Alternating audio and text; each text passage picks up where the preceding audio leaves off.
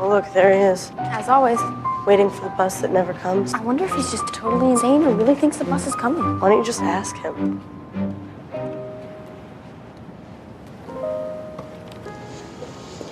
Hi. What's your name?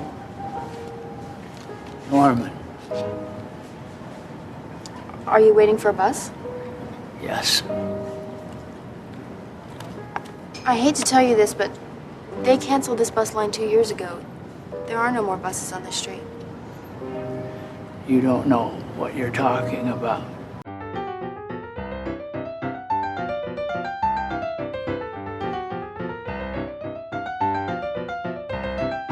Hello, and welcome to Comic Book Movie Oblivion, the podcast about feature films based on comic strips and comic books that people have stopped talking about. I'm your host, Kumar. My co-host is Jordan. How are you, Jordan? Hello, I'm very good, thank you. Well, today we have two middle-aged cishet men talking about a movie made by two middle-aged cishet men about two teenage girls. We don't even have a daughter between us. No. Sadly. But we are the authorities to speak on this subject. We're going to talk about Ghost World from 2001. And we chose this week because the collected edition of the comic book by Daniel Clowes came out this month in 1997. So it's the 25th anniversary of the comic. Oh, brilliant. Yeah. I'm not sure where to really start with it, but well, maybe we should just start with the comics. We do traditionally start with the comics. Yeah. Yeah. So it was serialized, I think, from around 1993 up until 97 in Daniel Clowes' solo anthology series, 8 Ball, which is a great series, one of the all-time greats. And a few collections came out of that, like A Velvet Glove Cast in Iron, which is a very weird, surreal strip, and a bunch of other oddballs and odds and ends, and it had occasional kind of through line stories, and Ghost World was one of those. Okay. So I didn't read it until pretty sure after the movie came out. In fact, I'm sure of it because I'd read some... I also didn't read it until after the movie came out. Yeah. Since I read it this week. Right. Well, I read it, so my edition actually says, like, now a major motion picture on the back. Just like Tomorrow Drew. It actually says, now a major motion picture, and then it has brackets, or movie, is what it says on there. Interesting. It's got a snarky little comment on there. Of course, because of the snark of the two main characters. So I think I heard the movie was, so I'd read a bunch of 8 Ball for sure, like in the 90s and stuff. And actually, I really love, those are like snark extreme little short comedy bits that are awesome that I truly love. But I hadn't read all of 8 Ball. I'd only read a few like collections, and I certainly hadn't read Ghost World. So I must have bought this when I heard the movie was coming out. It's like, okay, it's finally time to plunk down and buy it. So I guess, how to describe it? So did you see the movie first, Kumar, or did you read the comic first? I really don't know. I have a feeling I read the comic first. All right. In fact, I'm almost sure of it. I'm sure I would have heard the movie was coming out, and then that's like typical behavior for me. It's like I hear a movie's coming that's like sounds interesting or something. I might rush to read the source material first. So that's my guess.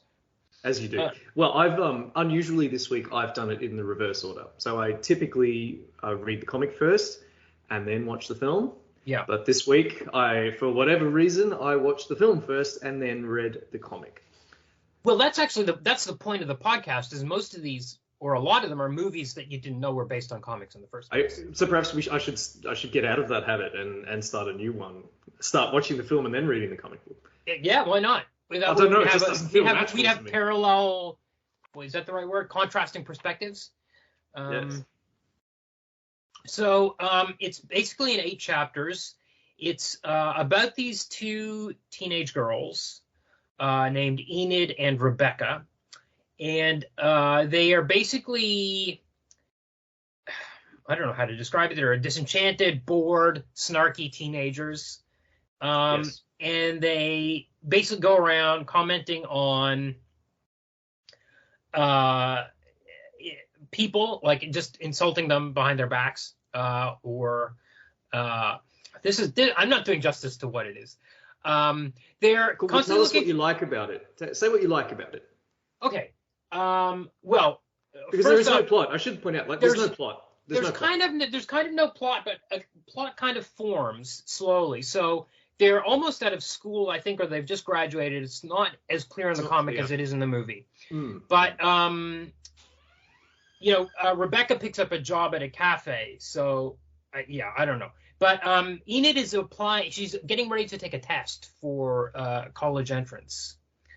Yes. And this causes some friction because Rebecca has no plans to go to college. But Enid's father is like, you should take this test, get ready for it, study for it. And she starts studying. Right. It's on her father's zona, so he sets it up, doesn't he? Yeah. So that kind of goes through over several chapters. Does it? It's not just the last Oh, yeah. one? No, it's not. That comes in earlier.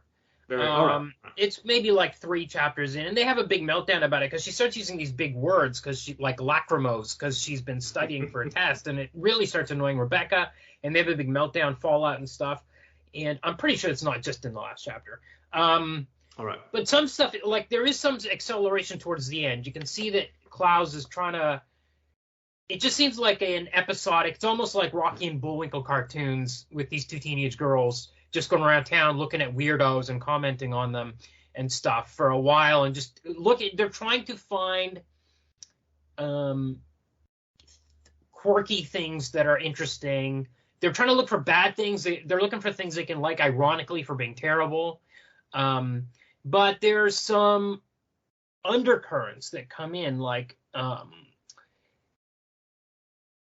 Rebecca seems to be a little bit more not serious than Enid, but she's less likely to snap, I think, at things that she thinks are ridiculous, maybe. Like when she's working at the cafe, she's like, well, some of the customers are okay. And Enid's like, oh, my God, how can you work in this place? That kind of thing. And we know that Enid has had kind of they had this garage sale, and she's got this junk on her table, and this guy comes up and looks at this like weird looking doll, and she's like, I want to sell it to you. It's not for sale anymore. And he's like, what? And he leaves, and she tells Rebecca, like, I didn't want to sell to that guy with that trendy haircut. And then she abandons it, and they go off and do something else. But then she's like, oh no, I forgot about the garage sale. And she runs back to find that doll that was there. That doll specifically. And she kind of holds the her garage like sale's been ransacked because it's the middle of the night, but they didn't get Goofy Jeff, or he's called something along those lines. Yeah. He's got a silly baby name. Goofy Gill, perhaps. Right. I can't remember now. But so she's like, she becomes attached, especially when she's with the thing with Rebecca's, when her friendship is falling apart. She like latches onto this song she heard when she was a little kid. So I love this comic. I love Dan Clowes' art. I think he's created a very specific urban landscape that's angular and brutal, and I love the characters that he's populated it with, and I think he has a very sharp eye on characters. I think there's a lot of debate online. Maybe I'll post some links in the Facebook page or something, where people are debating whether or not these girls act like teenage girls or not. Okay. I almost think it, in my opinion, almost doesn't matter. They are Dan Clowes characters, is the way I look at it. Right. So I love the artwork, and I actually love those characters. I love Josh, their put upon friend who's always putting up with their why won't these crazy chicks leave me alone? And he's even better. I love even better in the comic. There's like they're constantly hounding him to do stuff, and like when they go into the sex shop in the comic, it's Josh that Enid forces to take her in there. Like, we need to go in here now that we're hanging out or whatever.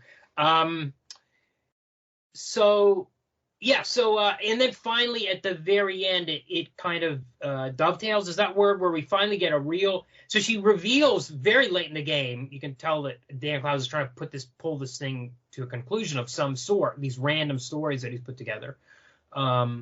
He reveals Enid says her fantasy was to get on a bus and just go somewhere else and become a new person. This is on like page 74, something out of an 80-page book, and then sure enough, at the very end, that's what she does. She gets on a bus and takes off. And I'm actually wondering if that's what year did Good Will Hunting come out? Because that had almost this very similar plot point.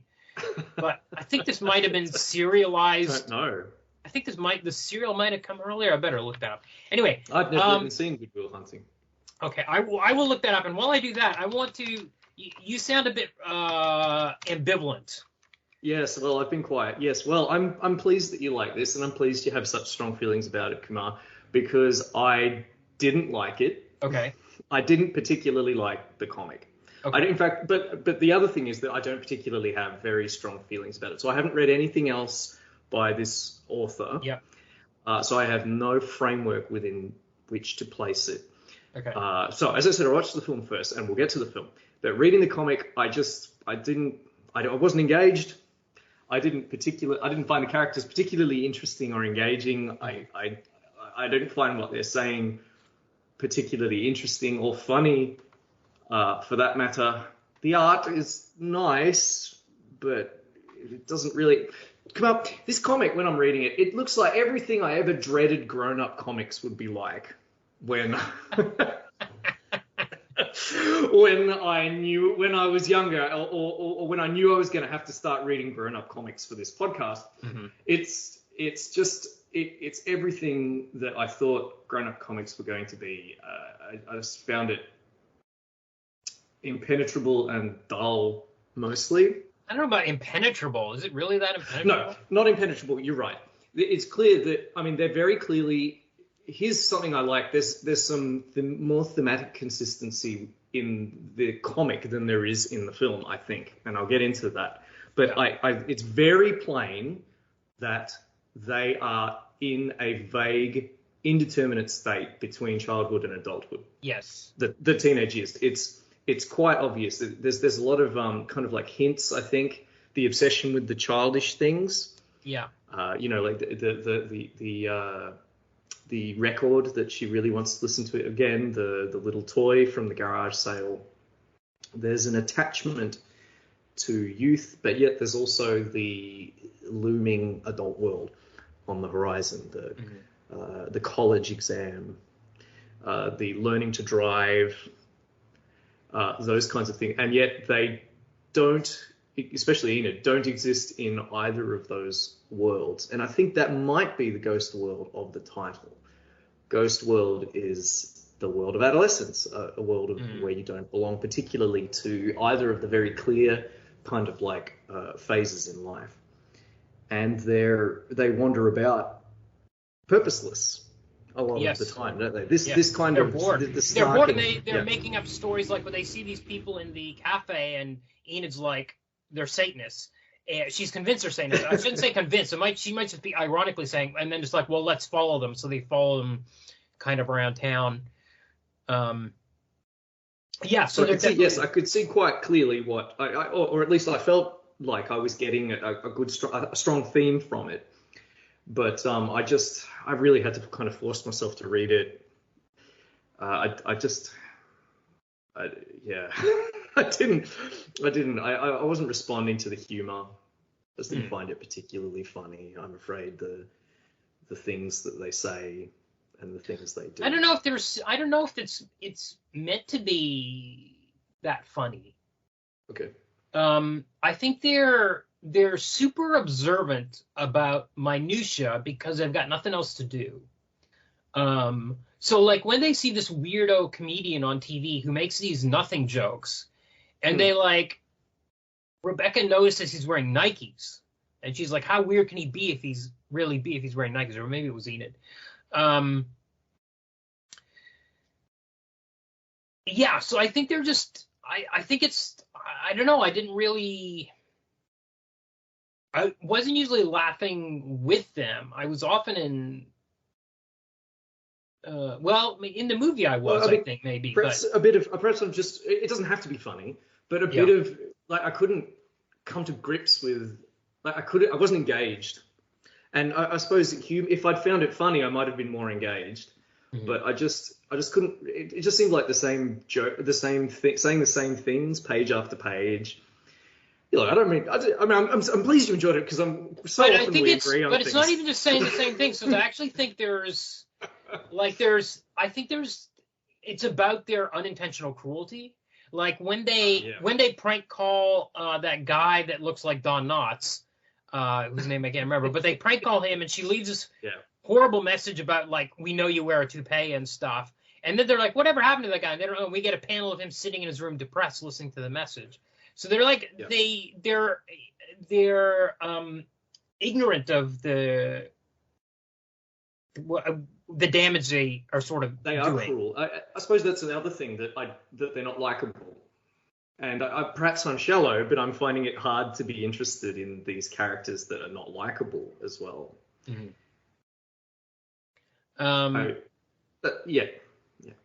And a character doesn't have to be likable to be interesting, but in this case, this is just the way. This is just what I took from the book. That's all. It's not the correct answer.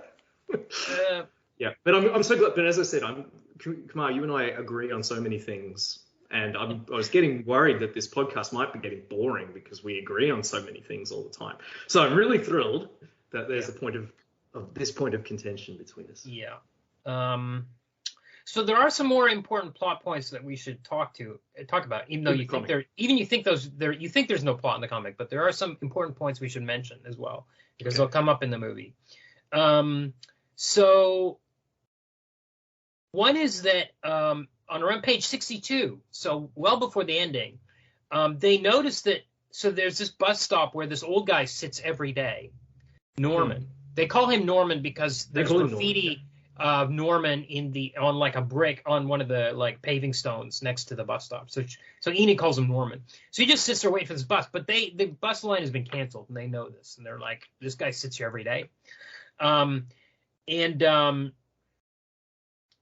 on page 62, they look at the bus stop and Norman's not there where he always is.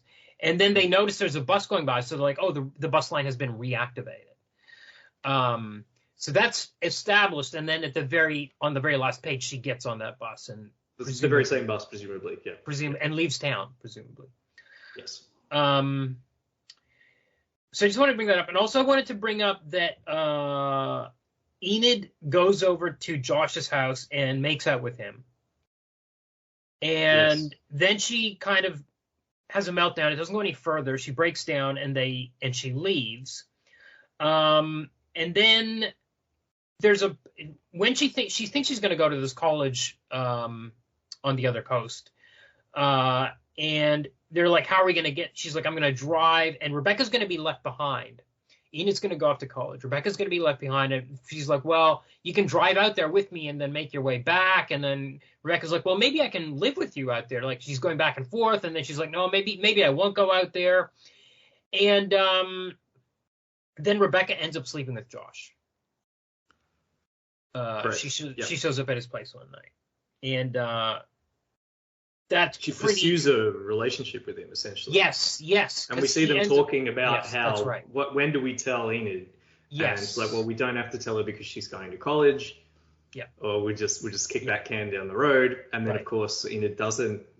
She doesn't pass her test. College. She doesn't pass the test that she was taking. And she finds out. Does she find out as she's leaving, or does she suspect earlier? Or she buys a car. She buys a hearse because that's before she fails the test. Before she fails, she's like, I need a car to drive out there, and they're making all these plans. She literally buys a hearse, a white hearse, because everything's got to be quirky for her. She's like, it's got to be kooky in some way. So, but then she gets the notification that she failed, and we see a for sale sign on the hearse. Outside the house, so she was convinced it was going to happen. It's not a practical choice. Like her dad tells her that it's going to cost so much in terms of petrol. It's going to cost so much to run, And it's just big and clunky, and everyone thinks it's dorky. And Yeah, it's what just was the goth? There's a word he uses, like goth dorkmobile, or goth dorkmobile. That's exactly it. That was exactly it. So Enid tells her dad. She says Rebecca says it's a goth dorkmobile, and Dad says, like, I don't know what any of those words mean or something. There's a really funny line in there. Yes, that's right. That actually, I think I actually did laugh at that. But yes, there you go. I grudgingly admitted that I found parts of this book funny. Oh, but also, I like that buying the hearse. No, that's fine. Buying the hearse. I like that. That's another kind of Ghost World moment, because the hearse is completely impractical. Yes. For adulthood. Yeah. And yet it's obviously not something a child would do either. Yeah. Instead, it's just one of these lost decisions she's made as an indeterminate being. Yeah. And also her dad is about to, it looks like he's reconnecting with his third ex-wife, Carol. Yes.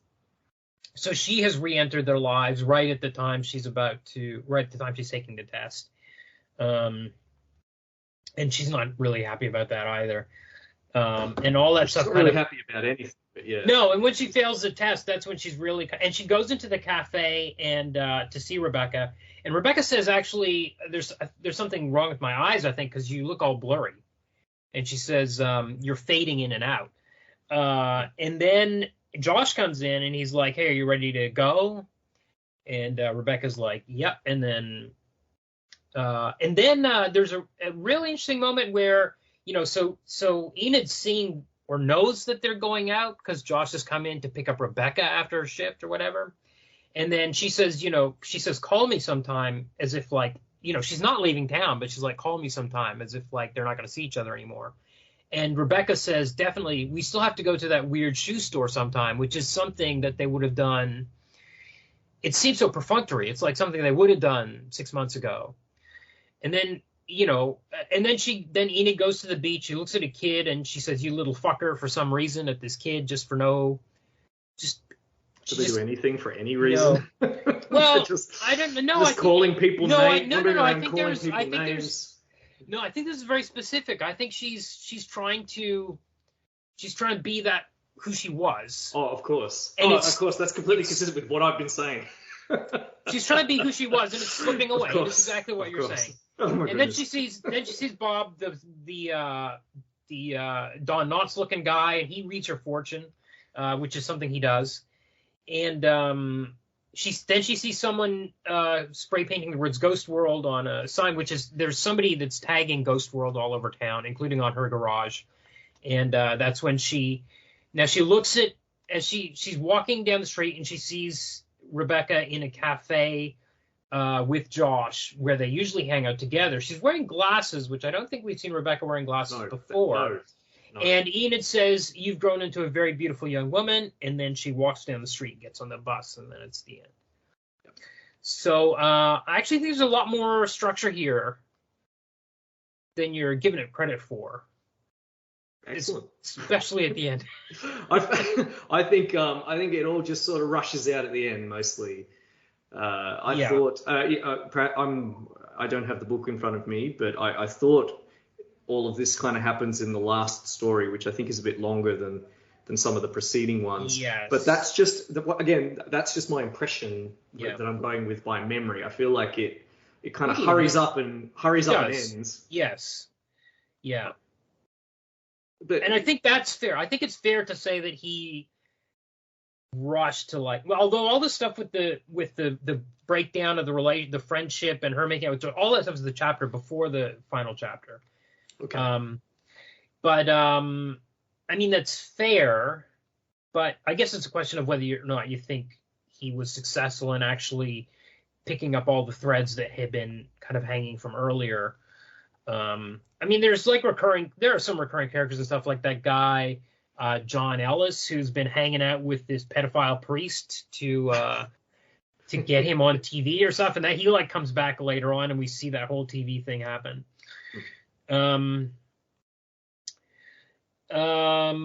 Yeah, so I think it's a fair complaint, but I don't think you can. Well, I We've can just understand. just got different things out of it, and that's completely fine. But Yeah. what about the film? Kumar? Okay, let's get to the film. So, came out in 2001. Was written by Terry Zwigoff and Daniel Clowes himself. Yes. And Zwigoff previously had directed the Robert Crumb documentary in 1995.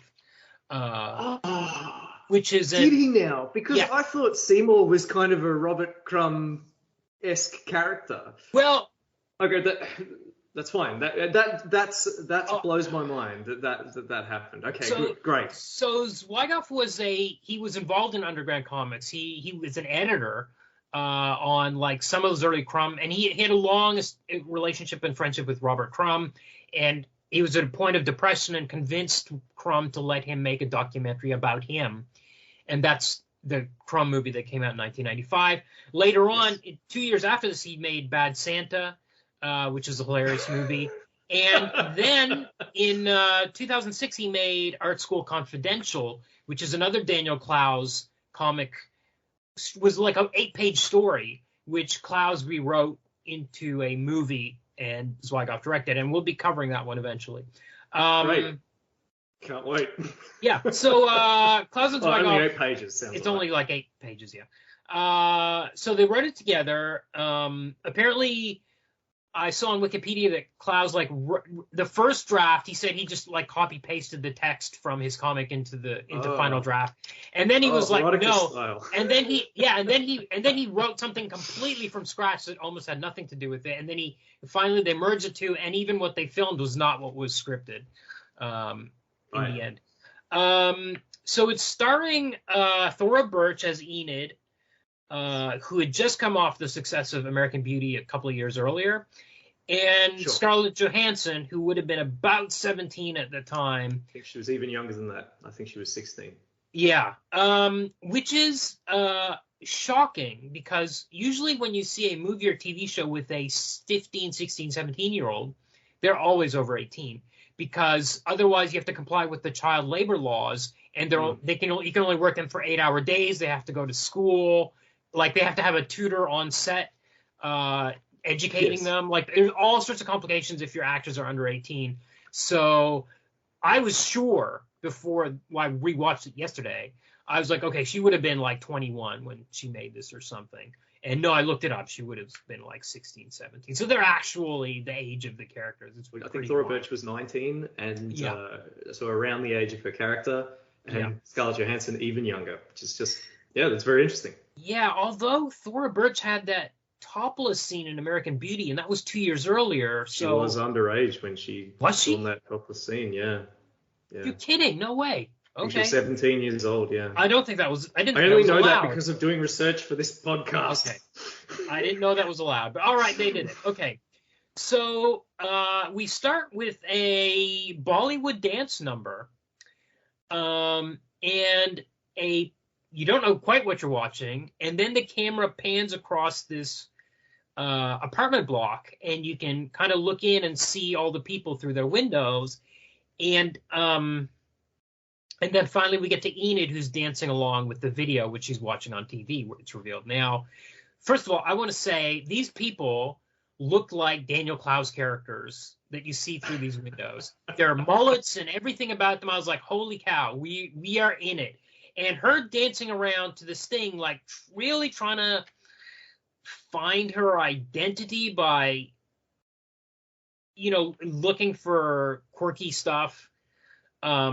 I thought it was immediately right out of the gate was really close to the comic, but there's a lot of lines from the comic in the movie. Yes. Straight out of it. Some scenes are very close. Some have been mixed around a bit, and then there's whole other. Some of them have been shoehorned into the plot because, of course, the movie is plotted, whereas the comic much less so. Yeah. So we start with their graduation scene, their graduation ceremony on stage. Yes, another point of difference from the comic, or the first and one of the more important points of difference from the comic.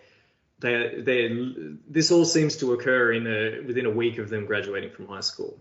Yeah, it's got to be more than a week. But it's after graduation. It is right. It's the summer after graduation. Yeah. So there's no sense of there's a real timeline, I think. You're right. It's not just a week because she attends a weekly class. She has to do her whole summer school course. It's the summer. You're right. It's the summer. But you have a real sense of it happening in time. Yes. It has a timeline, whereas the comic, it's much more nebulous. Precisely how old they are, precisely how much time has passed. Yep. Whereas here it's much clearer, I think. Yeah. So at the graduation, there's a girl in a wheelchair with a neck brace on who's been in a car accident that year and was a drug addict, but is now all clean. And as she's giving her speech, Enid and Rebecca are eye rolling at each other, which is again a perfect entryway to these characters. Yep, sure. That's exactly how they behave in the comic. And then we get this whole rap, like this R&B, this hip hop routine on stage. Which is just totally ridiculous, like 90s kind of thing. And they're like, I can't believe they're looking at, and I have to say the direction throughout this movie is so perfect of other people are talking or doing stuff and the camera will go to Enid or Rebecca and their body language and their faces. And it really always, Zwigoff is very careful, always capturing what his actresses are doing, what his two leads are doing. While other people are talking almost to themselves, like they almost don't care what Rebecca or Enid think. They're just like talking at them half the time. Yes. That's a good point. Yeah, it's quite, the performances are good and it's quite well directed. Yeah. Right. They're so apart from. We always just see them. It's almost like they're not there, but we see them being not there because they're front and center in camera. Yeah. Yeah. So Enid has failed a art class apparently and has to do summer school to get the credit to graduate. She finds this out right after graduation. When they open up their diplomas, she doesn't have a diploma. She has a statement saying, you got to do this art class. Yeah, that's right. And they have a plan, don't they? There's a plan. Again, odd. They have a plan. So the plan is they are getting jobs and they are moving in together. Yeah. They want to be like, they want to be grown-ups. They want to start their life. I want to mention one thing that's kind of important is there's this, when they're at the party, the graduation party after the ceremony, which is miserable, but they're like, we love this because it's miserable, because they like things that are terrible.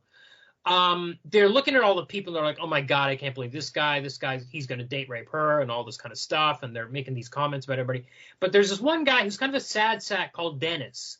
And he's just walking around by himself, eating cake. He sits down by himself and he looks really sad at this party. And Enid is kind of commenting like, we're never going to see Dennis again. Isn't that sad? And like Rebecca's like, who cares? It's Dennis. And she's like, no, it's actually kind of sad.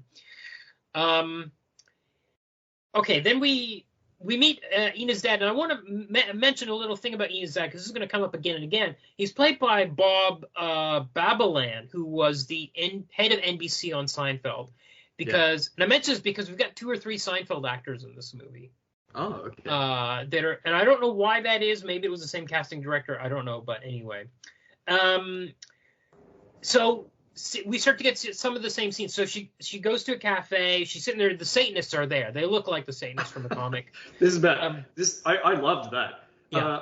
That guy looks exactly like the guy in the comic. Yeah.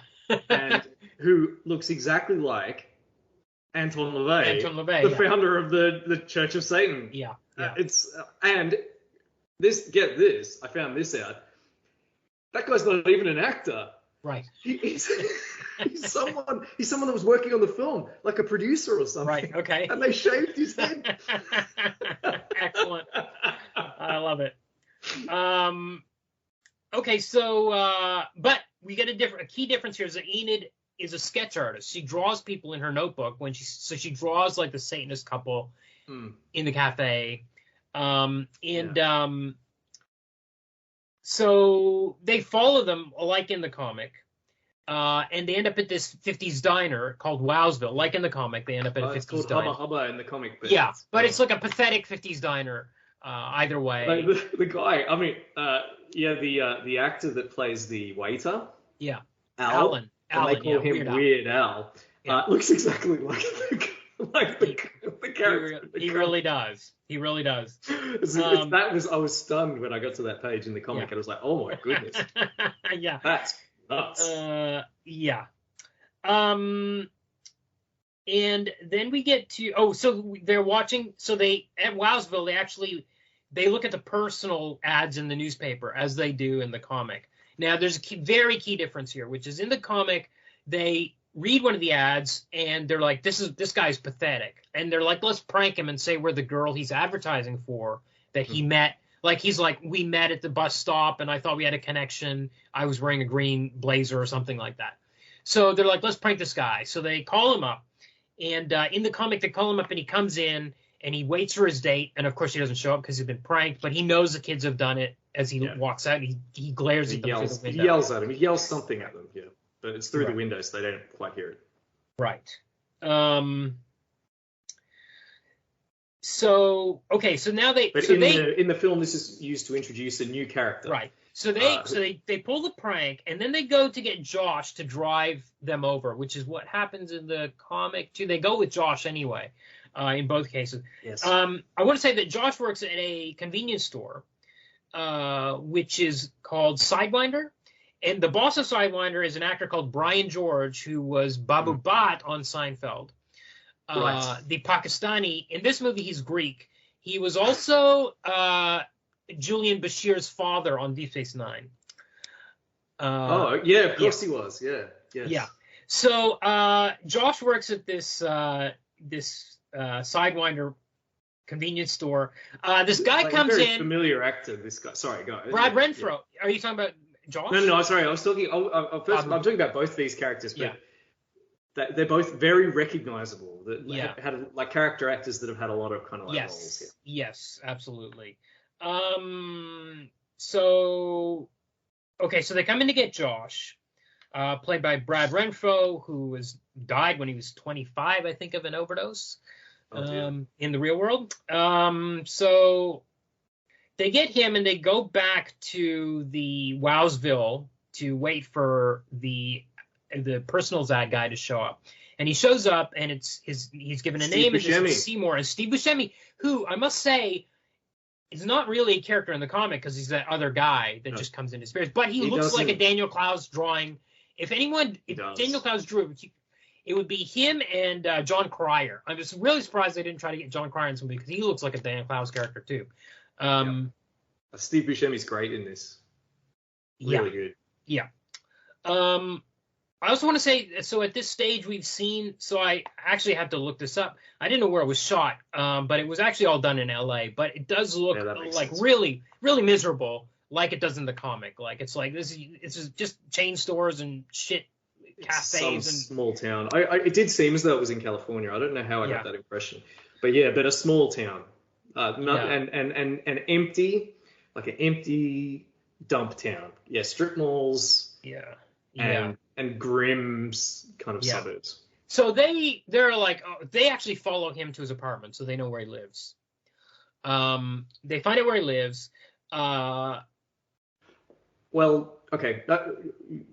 Sorry. Yeah, they run into him at this garage sale, don't they? Oh, you're right. No, that's late. That's later. So first they find out where he lives. Then we get Enid starting her art class with her art teacher, Rebecca, is this ridiculous character. I thought I knew who she was from something else. Her name is Illeana Douglas. I thought I knew this actress, but I think she just has a super recognizable face, and I just remembered her from the last time I watched Ghost World. Okay. But anyway, she's like really, she does this, introduces the class with the ridiculous art film that she's made called Mirror, Father, Mirror. And it's just a bunch of nonsense. Yeah, it's a bunch of nonsense, and her appreciation of art is just complete nonsense as well. Yeah. There's some she's a straw man, really. I didn't really like that character because she's just a foil for Enid to look, to make snarky comments about. I think, she didn't seem believable, right? That someone would be this self-obsessed and have such retrograde opinions about art. That may be Enid tries to show her art, and she just shuts her down. It's like, no art teacher's going to shut down someone that shows their art. That's That doesn't happen. Actually, it does. It does happen. Actually, if you talk to anybody, I don't think it happens at the high school level, but I think certainly anybody that goes to art school will tell you stories about how they got shut down by ridiculous teachers, and how ridiculous art got praised by those same teachers. And when we get to Art School Confidential, there's a lot of that stuff in it. And as far as I can tell, it all really happened to Clowes. Oh, okay. So it's a bugbear for him. That makes sense. Yeah. I did read that Enid is him, essentially. And I think that's... Do we want to get into this? No, I think we want to get into it for a specific reason. So, in the comic, Enid is like... Rebecca's like, you hate all men.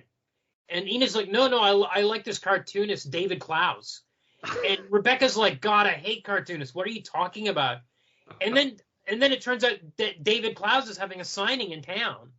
And she tells Rebecca, hey, I'm going to the signing from David Clowes. She's like, who's that? And she's like, he's that guy I told you about. Remember that cartoonist? So she goes, and there's nobody there. And Dan Clowes has drawn himself as David Clowes, as this really creepy-looking, sleazy-looking, oily guy. And later, Rebecca says, how was the signing? And she was like, he seemed like kind of a perv. Now, I have a suspicion about this scene.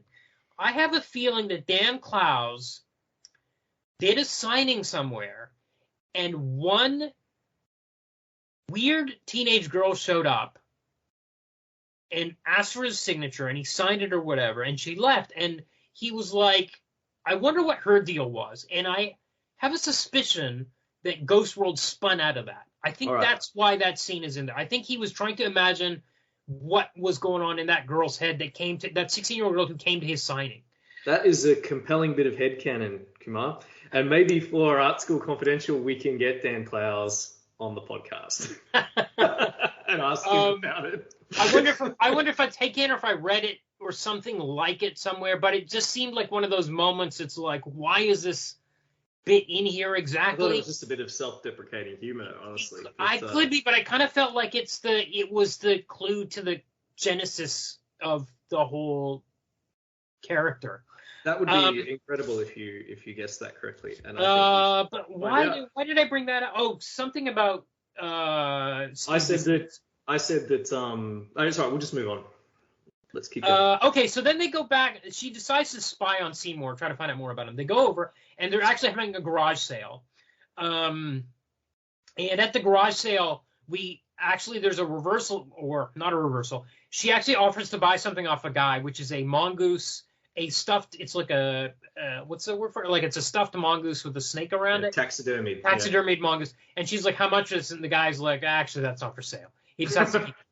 And then she meets, so Seymour's selling records, old blues records.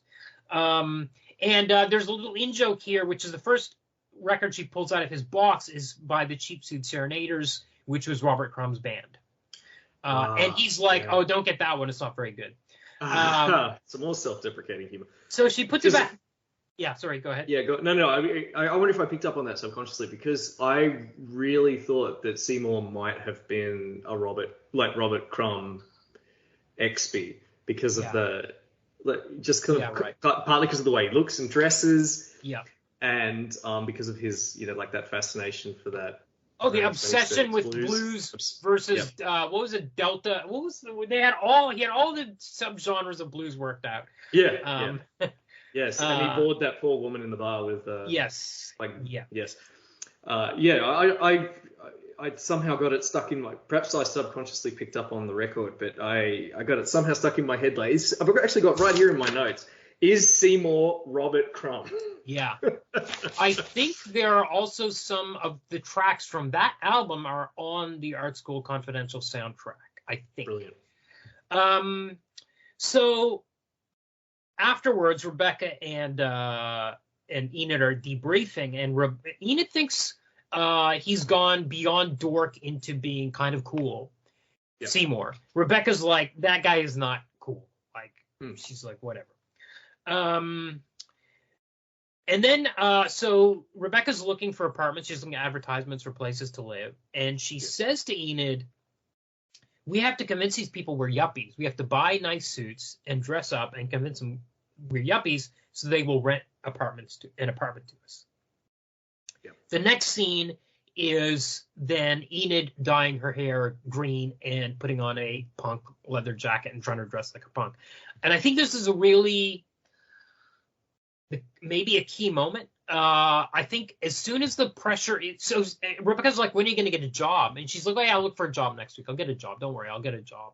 And then she's like, okay, we need to dress like yuppies. And then that night, she like, I'm going to be a punk. I didn't pick up on that, but that seems pretty clear. I mean, Rebecca's already starting to pull away. Yeah. So they're much less close. Pretty quickly, Seymour becomes the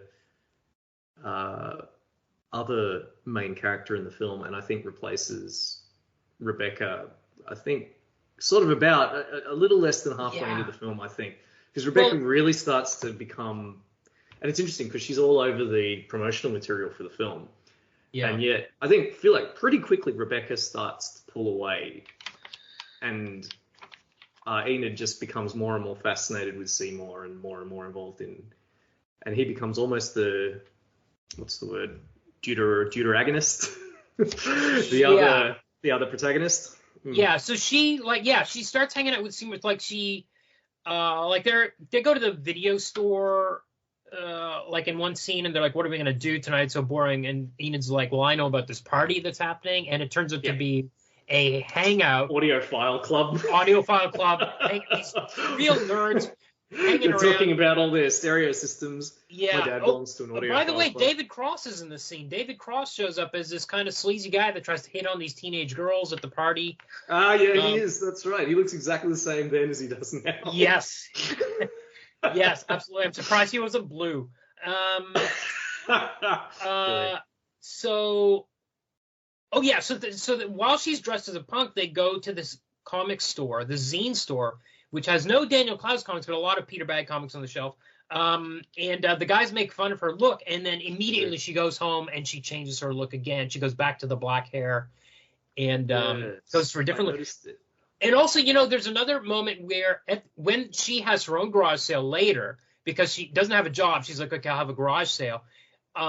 She has this like old lady hat that she's selling. And Rebecca's like, I remember this. This is from your old lady phase. So, and it's just like in the comic, Enid's constantly like rotating through these things. She just doesn't want to be stuck in an office living that life. Her dad finds out she get through a connection, is able to set her with a job at a computer store. She's like, I don't need it. I'll sort myself out. Like she's avoiding it like the plague. When she does get a job at the movie theater, she just does everything to get herself fired within one day. Doesn't she? Yeah. With profoundly unfunny. I don't know about profoundly unfunny, but just not particularly funny comments, which I think are supposed to be wry witticisms, but I just found them really dumb. Like she gave someone the popcorn, say, here, drowned in gross yellow goo. Yes, but when she drowned it in the butter, that was really funny. When she kept spraying the butter on there again and again. I think it's maybe because I did for a time work as a cashier in a petrol station, and that's the kind of stupid shit I said to people when I was working the night shift. So maybe I just saw an unpleasant reminder of myself as a younger person. We never mentioned the topless guy that shows up at the convenience store with the nunchucks. And the stereo system that he blares on top of his car. This guy was not in the comic, but he's like a real. Often in Clowes comics, especially in like the short strips, there's like real urban weirdos. And that guy really was like, okay, this encapsulates. Shirtless mullet. He's just so ridiculous. Yeah. And attracts no snarky comments, unlike pretty much every other character every other weirdo in the film. I also want to say another really a thing I loved was reading the comic. When Dan Clowes draws characters full figure walking down the street, Enid and Rebecca particularly, when they're walking side by side in the street, he's got their feet splayed out in this Bigfoot cartooning style. Like they're not walking like naturally. They're like their feet are like left and right, like pointing out this way, and they're kind of crossed in front of each other. They look like Archie comics. If you ever read any Archie comics, Betty and Veronica always walk like that.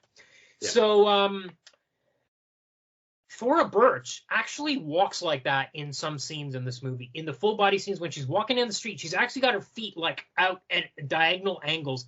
And I was like, holy shit, that is some serious commitment. Right. I wouldn't. You almost didn't notice it. It was but I thought it was just. I certainly didn't. But then I saw the film before I watched. Right. Yes. So you would notice it. But if you'd done it the other way around, you might have picked up on it, because I was like, oh. And it's. I mean, he doesn't linger on those shots or anything. But when I saw it, I was like, I noticed she was walking weird, and I was like, oh my god, she's doing that walk. Right. So Enid makes it her mission to get Seymour a date. And they're walking around. She makes him take her into the adult store where she buys instead of Josh. So I like Josh more in the comic, because he was just so, they were just constantly on him. And in the movie, some of this deflected onto Seymour, like this really embarrassing thing that he has to go through. She buys this like bondage mask, like this Batgirl mask. Catwoman, Batgirl, yeah. And that's in the comic too. But in the comic, she's walking around wearing it, and it's so ridiculous. Rebecca's like, "Are you gonna wear that? Actually, wear that thing? Why are you wearing that? Take it off or whatever." In the comic, she's just more like she doesn't really comment. She doesn't say like take it off, but it's a hilarious visual. So Enid's dad reconnects with his ex-wife. This time it's Maxine. Played by Teri Garr in one scene. Yeah. Okay, so I guess she came in through some connection. Her for some reason. She finds her unbearable. Yeah. We don't really get to see enough of Maxine. And also we don't know. So when watching this last night, rewatching it, my wife speculated that Enid's first mom had died. I'm not sure. Maybe she had some insight. It never says that, but it's kind of possible. Explains some stuff. Yeah, it might. Maybe that's what she's picking up on. So in art class, she draws a sketch of Don Knotts. And the teacher's like, why did you draw this? She's like, I just like Don Knotts, which is a connection to the fact that she calls Bob Skeets Don Knotts in the comic. It's a very weird thing.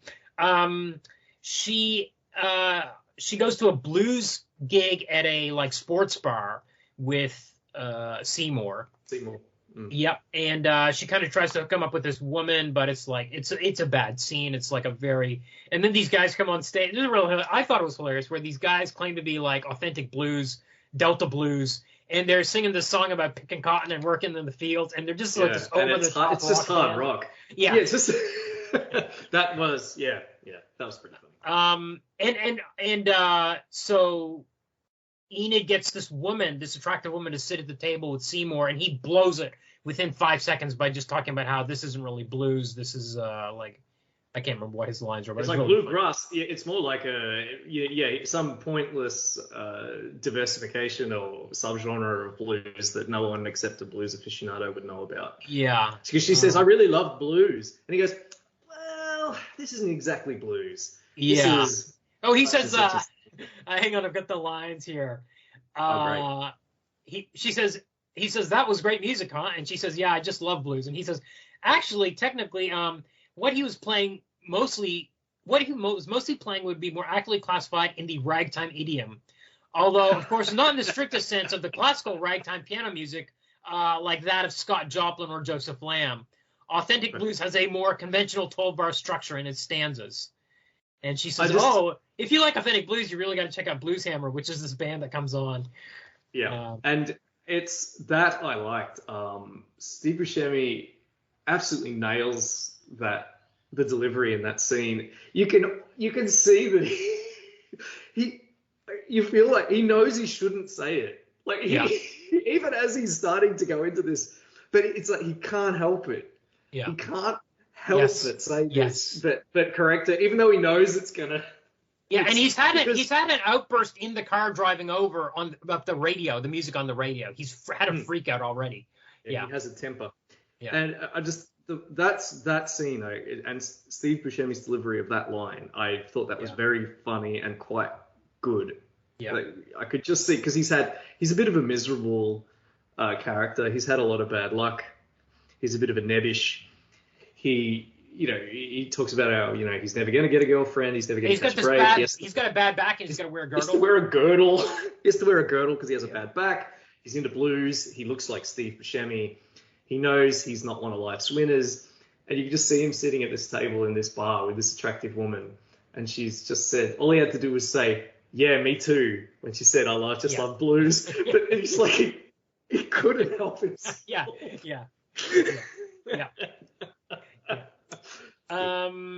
So then comes to the movie theater, and then after she loses her job in the movie theater, she tries to have this garage sale to sell some stuff. I wanted to mention that a woman comes along to try to buy a dress, and she was also on like 10 episodes of Seinfeld as a waitress or something, and she was also on True Blood. But anyway, so the garage sale again. Enid just starts not selling stuff to people, like including the doll. She's like, no, I don't want to sell this. It's not for sale. Then the woman that Seymour originally advertised for. It seems less like, sorry to interrupt you, but go for it. If we're going to talk about that scene, it seems less like it's less clear that she doesn't want to sell the G or the little thing because she's attached to it, and more just because she doesn't like the look of the person that was about to buy it. Well, even in the comic, you don't know until she comes back that night, and she's so relieved that it's still there. Like she's in tears when she finds it on the street. Yeah. At the end of the comic, that element is missing from the scene in the film. It just seems like she's really judgmental. Yes. So this woman that Seymour had originally advertised actually calls up. So at the time he put the ad in the classifieds, she was in a relationship. But now that relationship's over and she's called him, and her name is Dana, and he starts seeing her, which causes some awkwardness with Seymour and Enid. And meanwhile, she gets this art scholarship to go to college. Because the judgy art teacher is tricked into thinking into offering Enid the art scholarship because Enid brings along a racist caricature that Seymour gave her because Seymour works for a company that used to have an offensive racist mascot in the 30s, which incidentally was a real company, though it went out in the 50s. Okay. But in the canon of the film, it still exists. It just changed its name. Right. So Seymour has this in his office where he keeps all of his blues stuff, and Enid takes it to the art class. I think as a lark, essentially, or as a troll. I think he wants to show her. She wants to prove that the art teacher doesn't know anything because the art teacher had commented positively on found art, quote unquote found art that a student had brought in previously, which was a tampon in a teacup, which she'd like glued together or something. Yeah. And so she brought this thing, and the teacher, and the teacher challenges her on it. Why did you bring this? And Enid, she looks kind of, I think, a bit baffled that it's come so far. Maybe she just expected to get a big reaction and prove a point. So she just starts defending it. She says, it's found art. I wanted to talk about our attitude towards racism. She starts to mention a conversation that she'd had earlier with Seymour about the 20s or 30s being a more honest time when people, and now that racism is still present in whenever this is set, the 90s presumably, but is pushed underground. So she essentially repeats this verbatim to the art teacher. The art teacher looks very unimpressed, but at the end of her monologue, Enid's monologue, says, well, I think that's fantastic, and this is the best thing that anyone's brought into this class, and so on. And on the back of that, offers Enid a scholarship to an art school. Yes. And then there's an art show in which this piece is displayed. This found art is displayed, and a lot of people are offended by it. The teacher tries to defend it. Enid's not actually at the art show, and it gets forcibly. She's waiting by the phone for Seymour to call her about his date. I think perhaps that's then. Maybe? No, I think that was earlier. No, that was earlier. You're right, that was earlier. Because she shows up at his house in that. Yeah, she does show up at his house. So Dad offers her the job at the computer store through Maxine. Maxine has these connections. But she won't take it. She won't take it. Whatever. So Norman, she has a conversation with Norman at the bus stop. Norman, she's like, I love you, Norman, because you're never going to leave. But Norman is like, no, I'm going to leave this town. And she's like, what? Because, he's. Well, Norman, have we talked about Norman? So in this, he's named, in this, he introduces himself as Norman instead of being. He's called himself, yes. Yeah. Yes. And he, they say, like, he's waiting at the bus stop for a bus that was discontinued years ago. Yeah. And because I saw the film first, to me, it's like, oh, this guy has got Alzheimer's or something, because Alzheimer's people will often wait. Yeah. In fact, sometimes I used to work in nursing homes a bit when I was younger, and sometimes you would go to nursing homes and they would have bus stops in the grounds of like essentially pretend bus stops for people with dementia to wait at, because it gave them a sense of purpose and helped them stay calm. And I just thought, oh, yeah, he's got dementia and he's waiting at this cancelled bus stop because he doesn't know that the bus is never going to come, and he just waits there all day. So as you were saying about Norm. So, okay, so she's actually, so she goes to Norm. She's like, I like you because you're always, I can always count on you. He's like, no, I'm going to leave this town. And we think he's got Alzheimer's, and he just doesn't know what he's talking about. So she goes apartment hunting with Rebecca, and it just falls apart because it becomes clear that she doesn't want to have a yuppie life in an apartment with a job. And they have a huge falling out. She cries, as she does in the comics. And then as she's crying, Dad comes in and says, me and Maxine are going to get remarried. This is another blow. She goes to school. She's like, can I still get that scholarship? And she doesn't know about the art show. And the teachers... She didn't go. She's like, no, you can't, because this whole thing happened. So it's all gone horribly wrong. She goes over to Seymour's place. She gets drunk, and they sleep together, which was shocking. Now, I didn't remember this from watching it last time, and because watching up to this point, an hour and a half into the movie, I was like, oh, it's going to be above board. Like, she's just going to find a woman for him, and there's nothing between them. There's a few looks, which is Zwigoff is very good at capturing. Like, she says, there's one point in an earlier scene where she says, I have a crush on somebody, and you see it kind of look in Steve Buscemi's eyes, because again, Zwigoff is focused on him in the shot, and you can tell he's kind of suspecting that she's talking around saying it's him. But it's actually Josh is the one she says. Or is it? Well, because she is fascinated with... They're friends. Yes. She's not just stalking him. Yes. Because they do things together. And he calls her as well. That was something that's revealed, I think, in that scene, the drinking scene. Yeah. Because she says, how come you never call me anymore? Yeah. And I thought, oh, he calls her? Yeah. It's not just her randomly like being weird, right. like being the quirky girl that shows up and fixes the square's life. Right. Like they actually have a bilateral. No, they actually have I said bilateral. I was going to say bilateral. They actually have a co-equal relationship where they are friends. Yeah. Yeah. And then of course they and she does have some kind of attraction to him because she kisses him. Yes. I wonder if there's some way it could have been not put in the movie. I have a big problem with this, and I'm going to get into it in a little bit when I want to talk a bit more about the themes. Sure. Well, but I have a big problem with it. Do you want to talk about it now? Well, why don't we wind up the... Well, the film's nearly wound up. Well, so this leads Seymour to believe that he's going to have a relationship with Enid. So he breaks up with Dana. Yes. Meanwhile, Enid reconciles with Rebecca. She apologizes, and they set up an apartment, and she's wearing a shirt from the PC store, so we know she's maybe taking this job at the PC store. And she's like, okay, we're going to live in this apartment together.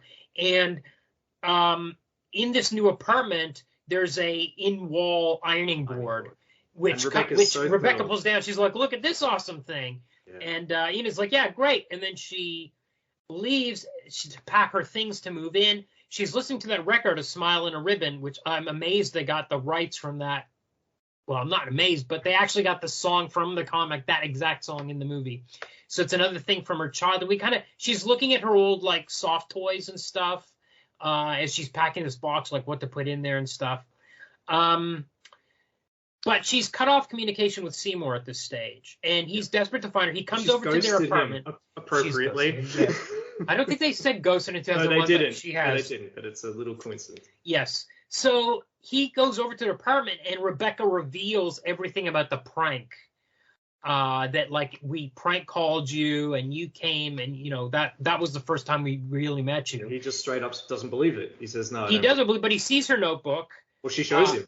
Rebecca shows him. Rebecca shows him the notebook, and then this makes him angry at Josh because he sees Josh as being this kind of glorious figure in the book. She shows him a picture of him that she drew at the time in the Hubba Hubba Wowsville diner, which is him. He's like, he looks pathetic and he has a speech bubble that says nobody loves me. And then he turns to the very next page, and on the very next page is a portrait of Josh. Yeah. And looking very, darkly handsome. Yeah. Young and handsome and all that and stuff. And then he just, everything that Seymour's not. And he's like, he looks shut and takes off with it, I think. I'm not sure if that's shown, but he definitely leaves with it. He does have it. He does have it. He has it later. Yes, he has it later. It's a bit contrived, actually. I'm not sure. But he goes and challenges Josh to a fight. He goes to the Sidewinder and he fights Josh. And the nunchucks guy jumps into the fray as well. Chokes him. Decks him and chokes him out, and he has to go to hospital. Because, he ends up in the hospital, and he reveals, that he knows what's in the notebook because he's got the book at the hospital. Enid shows up. Yeah, Enid shows up, and he shows it to Enid. The first time he's seen her since they slept together. Yeah. That's right, yes. And she shows him the rest of the book, which has lots of pictures of him, which are, like, admiring portraits of him. Yeah, if he just turned past the picture of Josh, then he'd have seen all of these. And she says, "You're my hero." Yeah. How could you? Why didn't you just? Oh, you're so stupid, Seymour. If only you just turned it. This has felt very contrived to me. If only you just turned the next page, you'd have seen all of these endless portraits of him, very affectionate. Yeah, it's contrived, but we know that he's got a temper and kind of. He does have a temper. Speaks and acts before he thinks sometimes. Yeah. He got sacked from his job, incidentally, because of that too. Yes, this is about taking the racist thing that was associated with his company's past. Yeah. The company finds out because of all the bad press, and he loses his job. Yeah. He loses his girlfriend and his job. Yeah. And she goes out. There's Rebecca's waiting on a bench outside the hospital. They have a little chat, and she says goodbye. She says, "Is he going to be okay?" And Enid says, "Yes." Then she's walking around at dusk. Enid's walking around, and she noticed that Norman sitting on his bench, and his bus shows up and drives off with him. Yeah, now, this is the Alzheimer's guy. The cancelled bus shows up. Now, we never see this do we see this in the comic? Or yes, is he just gone? No, in the comic. So as I said, in the comic, around page 72, they notice that the bus line has been reactivated. They notice that Norman is not sitting on his bench. They're like, "Oh, Norman's gone."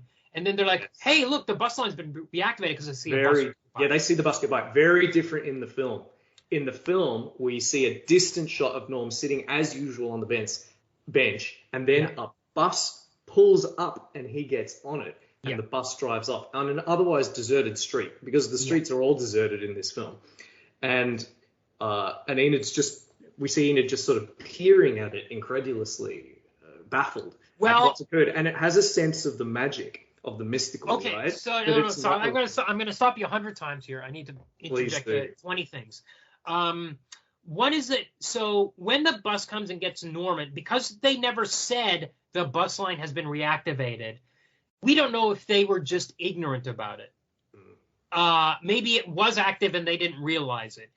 But you're right. There's a magic realist. There's 100% magic realist touch about it. Yeah. However. The bus scene has out of service spray painted on it, stenciled on it rather. Yeah, because she leaves on that same bus, right? She does. And so we get an intercut. So actually, I'm going to also say that her look, I wouldn't say it's disbelief. I think she looks at it and she narrows her eyes like she has an idea. Okay. Like a cunning thought was my read of the expression on her face. Right. Okay. Now we see that Seymour is in therapy. We don't know if he's always been in therapy or if it's court ordered because he tried to beat up Josh, or what the scoop is on. He's meeting his therapist. And I thought he was trying to improve his life, although he was living with his mother again. Could be that he was. Yeah. So we don't know exactly what. Oh yeah, he's living with his mother again. Yeah. So we're not sure exactly what the scoop is there. But that's intercut with Enid going and waiting for that bus that Norman got on. And the bus comes, and she gets on the bus, and it drives off into the dusk, and then we get the end. Just like in the comic, right? Just like in the comic.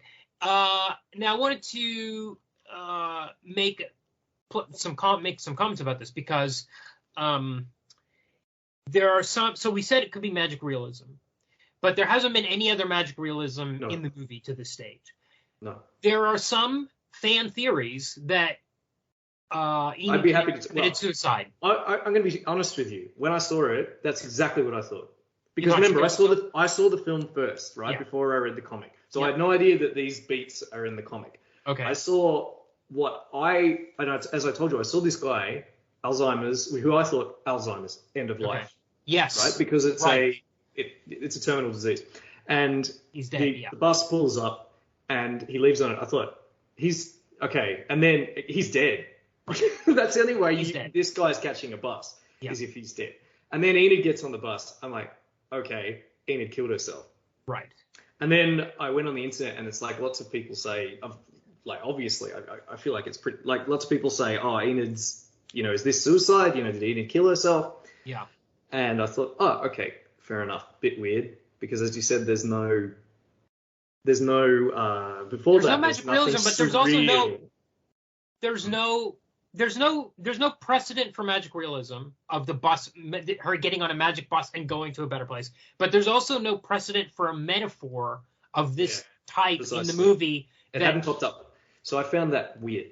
And then, of course, I read the comic, and those elements are present in the comic. She leaves the town in a bus at the end of the comic. Yeah. And Norm is in the comic, although he doesn't have a speaking part, he doesn't have any speech in the comic, but he leaves, presumably on the reactivated bus. So once I read the comic, I thought, oh, okay, that's why it's in the film. I think it's just a way to end the film on an upbeat note, I think. Well, okay, so... I no longer think that she killed herself, I should say, because once I saw the comic, I thought, that's the reason why this strange scene is in the film. Yes, but because it's in the comic.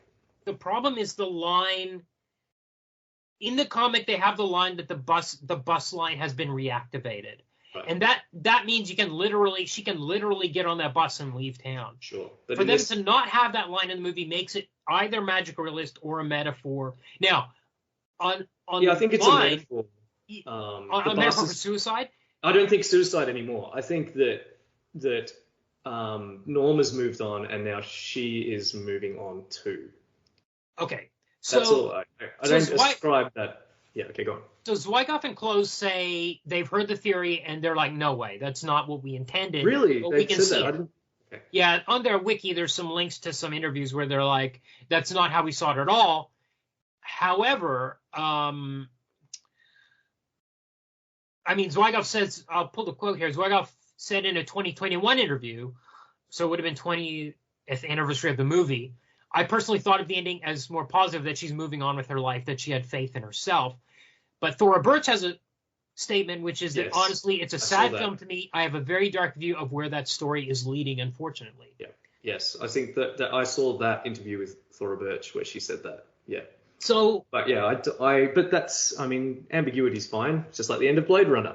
Yeah. It's okay for there to be, but I did a complete 180 because, like I said, when I watched it without having read the comic, I thought, Enid killed herself. Enid's a terrible character. But for her to kill herself and then the credits to roll over the John Pe Chan Ho song, which is the most jaunty, cheerful little tune, seems ridiculous to me for it to be a suicide. If she killed herself and to play that song is like crazy to me. Fine. Yeah, sure. Well, that's where we come, I think, to what we thought of the film. And if it's not obvious as of yet, Kumar, I didn't like this film at all. No. I'm sorry, man. Okay. I wouldn't say Had you seen it before? Because no, I hadn't. This is the first time I watched it. All right. And I went in expecting to like it because there's so much great. Okay. There's so many great reviews, and this is a cult film that people like. Yeah. Lots of people love this film. There's a lot of positive reviews of it, and I expected to come in and enjoy it, and I didn't. Okay. I didn't enjoy it at all. I didn't hate it because I've hated films that we've looked at at for this podcast. Veronica, Prince Valiant, 1997. Those have been horrible films, but I didn't like it. I didn't like it at all. I didn't enjoy it one bit. I didn't like Enid. Okay. Enid is just like a horrible person. Really. I don't. To me, I found she's just like needlessly cruel, arrogant, thoughtless. She's figuring it out. I found a review. I don't think you can hate a kid that's figuring it out. Now that will bring me to my second problem. Okay. But first of all, I had to hunt, but I found a negative review eventually. Okay. This one's from a guy called Andrew Saris in the New York Observer, which he published in 2001. And to quote from it, I found Enid smug, complacent, cruel, deceitful, thoughtless, malicious, and disloyal. Worst of all, she's rarely funny and never charming. Okay. Enid's favorite targets are people who are older, poorer, or dumber than she is. Yep. Which is to say that the California wasteland that was fashioned by Mr. Zwigoff and Mr. Clowes seems made up almost entirely of stooges for Enid and Rebecca to tease and taunt. And that pretty much sums up a lot of how I feel about the film. Enid doesn't really, she so plainly thinks she's more intelligent than the people around her. And that's who she is. That's the character. I don't see how that's like, okay, the movie's bad because this character is exactly who she is and is clearly delineated as that. That's fine. That's fine. This leads into my second problem with the film. Okay. Which is that, and I think this is partly a consequence of adding a plot to the movie. Yeah. Whereas the comic is essentially plotless, because I didn't find I found the comic to be much more forgivable in this respect. Okay. The problem, I think, is that the film can't decide if Enid is a teenager or an adult. Okay. So what I mean is, we have two plots, essentially, a plot and subplot in the film. We have the interaction with Seymour, and we have the plot, which is that Seymour resolving, her friendship with Seymour, resolving Seymour's issues, what have you, and that's presumably the subplot. And then we have the main plot, which is what's Enid going to do with her life, which I think is the main plot. Yeah. You see, so a lot of that revolves around the fact that Enid is refusing to grow up. I feel like it's less that she's in limbo and more that, Rebecca is plainly moving on from quite early on in the film. Yeah. But Enid is refusing to grow up. She's refusing to get a job, for example. Yeah. Which is not a thing in the comics. She's refusing to get a job. She refuses to make adult plans or anything like that, right? Okay. So, and also, it's much plainer that they're more youthful because we have the high school graduation. So it's more nebulous precisely how old the characters are in the comic. But in the film, they very plainly just got out of high school. And they could even be 17, depending on how, exactly. They could be 17, yeah.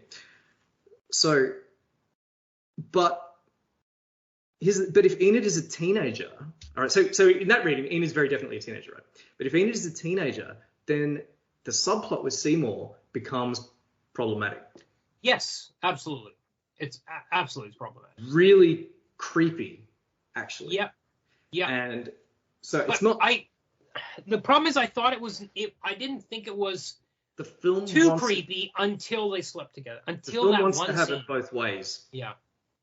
The film wants to have it both ways. They want her to have a consenting adult relationship with Seymour, a consenting adult friendship, and eventually a sexual relationship with Seymour. But they also want her to be very definitely a teenager, just out of school and refusing to grow up. So isn't that what the movie's about? I think the comic. No, I think the movie's much more about Enid trying to decide what kind of adult she's going to be, or rather what she's going to do with her life, and less about the experience of being a teenager. And I think it's a weakness because of this. The introduction of a timeline and a plot into the film has busted that up, I think. Because if she is an adult and we're supposed to treat her like one, then the way she behaves is pathetic. You know. Yeah, but if she's a teenager, then the relationship with Seymour becomes almost criminal. Yes, but And you you yourself said the whole point was that it's in between. It's they're in the ghost world in between. I get less of that, but I feel I got that from the comic, but I didn't get it from. I don't get the in between thing in the film. I feel like the film wants her to be a teenager. I think I think the film is saying it's time to be an adult, but she's avoiding it. She's when she says she has to dress up in it, when Rebecca says you have to dress up in a suit, then she's like, I'm going to be a punk. And when Dad says, oh, I can get you a job at the computer store, she's like, no, I can find my own job. This might be a consequence of me watching the film before reading the comic.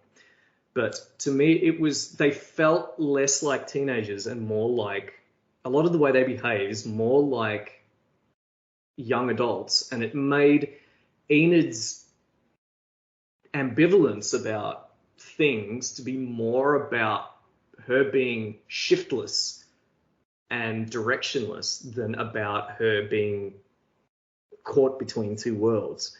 It was more like she was already an adult but refusing to act like one.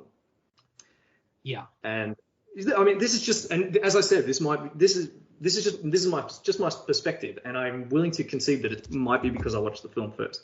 And it doesn't help that I find, I just don't find Enid. I don't find Enid, like, Enid's like a horrible person. Like, you know, she's just really a gross person. Really, like, just judgy and smug. Yes, but then she's like, but then she misses Dennis and she's trying to hook up Seymour. Like, she has multiple sides to her. Yeah. She does. Yeah, she does. I think, as I said, I think even if she's horrible, that's the point. That's what the movie's about. Is about her being this type of person. Sure. And I think she has this other side, which Rebecca thinks is ridiculous. When she's like, "Oh, poor Dennis, we'll never see him again." Rebecca's like, "So what?" And Rebecca hates Seymour. She's like, "Why are you hanging out with that dork?" And she's the one that's like, "Do you know why we know you? Because we played this prank on you." She doesn't like Seymour. Yeah. No. Yeah, and it's just, you know, like, yeah. Well, she just, like, she like destroys his life. You know, Seymour's life. Yeah. And, you know, and it's really because she's thoughtless and careless, you know, and selfish. You know, she takes that thing that, like Seymour says, Seymour is reluctant to give her the caricature because he knows it can get him in trouble. Yeah. But she just wants to score points with her art teacher at this art class she doesn't care about. She doesn't even show up to the art show. She doesn't know the art's being used in this fashion. And, you know, she gets drunk and sleeps with Seymour, and, like, Seymour, I think the film was hinting that Seymour wasn't happy with this new relationship, but still, he leaves his girlfriend. It's not like Enid does that, but, you know, like, she nukes his life. He loses his job. He loses his girlfriend, and then the film kind of gives us this rom-com scene where they flick through the notebook, and it's like, oh, it's okay that Enid did all these terrible things because she drew some nice pictures of him in the book.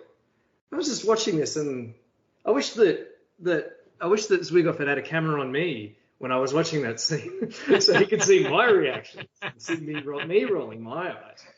But look, I think the comic, like, we have this concept of adolescence, and then this concept of adulthood, and they're not immiscible. You know, you don't just wake up and you're an adult one day. God, I think of the way I acted when I was 18, and I certainly didn't behave like an adult. But I think the comic does a better job of capturing that, and the film, I think, wants to have its cake and eat its too. It wants to show them with it wants to show her with a foot in both worlds rather than a foot in neither. And I just feel like it didn't do justice to the themes. Okay. That's it. Yeah. I need to read one last thing for Nice. the record of the podcast. It's about the cinematographer Alfonso Beato. And according to Clowes, cameraman Beato really took it to heart. So they asked for a fresh technique. Early examples of the form, such as X-Men and Dick Tracy, were dismissed as literal-minded and insulting to the art form. According to Clowes, cameraman Beato really took it to heart, carefully studying the style and color of the original comics. The final cut is just slightly oversaturated, purposely redolent of the way the modern world looks, where everything is trying to get your attention at once. How did you feel? I saw that comment as well. Did you think that came through in your viewing? I wouldn't have thought it was like the comic. By the way, there's a new version of the comic coming out, which is green tinted and looks awful, and I don't know why they've done it that way. But I did notice the brightness of it. And the dusk scenes at the end were really perfect for when she got on that bus and when Norman got on that bus. They were really shot really perfectly. Like you knew you were in a Twilight world in those moments. I just thought we needed to, because that's the point of the podcast. I had to read that in. I'm pleased that you did. Yeah. Okay, so we can very quickly do our yays and nays. I'm just going to say what your yays and nays are. You're going to say comic nay, movie nay. I'm going to say comic yay, movie yay. Great. What about adaptation? Yep. So I'm going to say adaptation nay, because one of the things I liked about the comic, or at least one of the things I could appreciate about the comic, was the sense of the ghost world, the in-between state of adolescence. Yeah. I feel I could get that from the comic, and I feel like the film completely missed that. And as I said, I thought hard about it, and I think it's because of adding a timeline to the film and a beginning, middle, and end. How about you? Yay or nay for adaptation? I was thinking yay, but as I think about it, it is like I said when we were talking about the comic, it's a very Dan Clowes' world is very specific. It's a weird realm, that weird urban realm, and I'm going to say yay. Good. I think I like that we completely disagreed on it. I think he wrote it, and I think he wrote the movie he wanted to write, and I think Zwigoff directed a great movie, and Excellent. I'm so pleased you stuck to your guns. I think this is the first time we've disagreed on every point. I think it's kind of unlike the experience of reading the comic for sure. That's fine. But I think it is the way to adapt it. I can't imagine another way of adapting Ghost World except as a cartoon of like 10-minute shorts. As Bullwinkle, Rocky and Bullwinkle cartoons is essentially. It's the only way to adapt it. Otherwise, I think this is the only way you could do it. I think the actresses are both awesome at representing those characters from the comic, actually. Good. Excellent. I think that's the first time we've completely disagreed on all three. I think it must be, yeah. I'm just shocked it took this long. No, we really do agree on a lot of things. So it must be very boring for the listeners. Yeah. Okay, so next week it's going to be Death Cash-In time again, because Albert Pyun, the great, quote-unquote, great B-movie, Z-movie director, passed away a few weeks ago. And he did a version of Captain America in 1990 that was direct-to-video. And I know I said we'd be doing no direct-to-videos in episode 1, but I think we might have broken that rule once already. We make the rules, Kumar. We do. Anyway, we're going to break that rule. We're going to do that next week. I don't know quite what comics we're going to be reading for it yet. So I think it hardly matters because, as I said before we started recording, my understanding is the screenwriter had never read any Captain America comics. That's amazing. And then he wrote a Captain America film. I tried to convince Kumar that was an excuse for us to not read any Captain America comics, but he didn't go for it. No. You know what? There's also in the 70s they made 2 Captain America TV movies where he rides around on a motorbike. So maybe we can avoid reading Captain America comics for that. I'm not sure, but I'll try to find something for us to read next week and actually try to find this movie. I'm not sure how easy it's going to be to get a hold. Oh, then this might end up on the cutting room floor if you can't find it. And on that note, okay. Good night.